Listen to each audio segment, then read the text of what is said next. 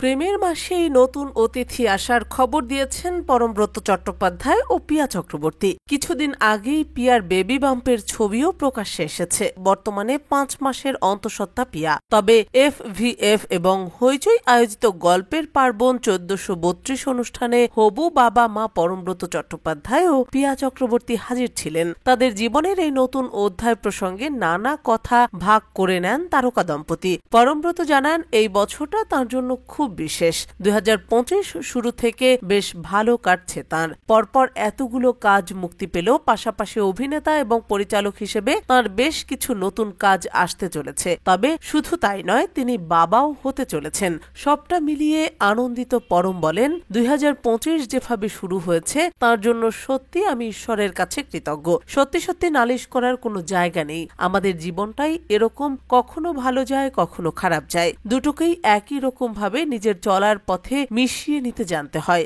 আমি খুবই আনন্দিত। আশেপাশে এত লাল, আমার মাথাতেও লাল, সেরকম আমার গালগুলো ব্লাশ করে লাল হয়ে যায় এই প্রসঙ্গে কথা বলতে গেলে। আমি সত্যি খুবই আনন্দিত, উত্তেজিত।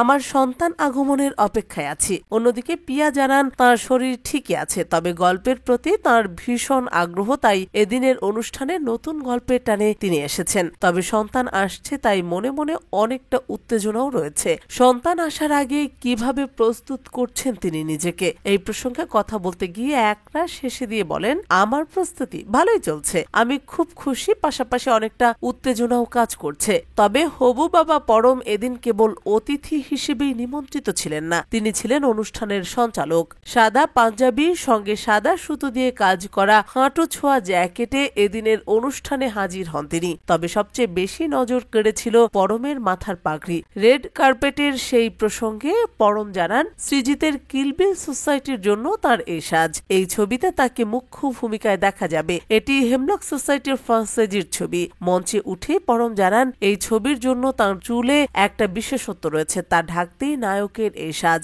সঞ্চালকের দায়িত্ব সামলাতেই অনুষ্ঠানে উপস্থিত সকলকে ধন্যবাদ জানাতে শুরু করেন পরমব্রত। তারপরে খুনসুটি করে দর্শক আসনে থাকা পিয়াকে উদ্দেশ্য করে বলে ওঠেন, দর্শক আসনে পিয়া চক্রবর্তীকে দেখতে পাচ্ছি, এখানে আসার জন্য তাকেও ধন্যবাদ। আমার বউ পিয়া। অভিনেতার কথায় সবাই হাসতে হাসতে ফেটে পড়েন। তবে সেখানে হাজির ছিলেন পিয়ার প্রাক্তন অনুপম রায়ও। যদিও FVF এর নতুন ছবির ঘোষণার সময় মঞ্চে একসঙ্গে দেখা যায় পরমব্রত ও অনুপমকে।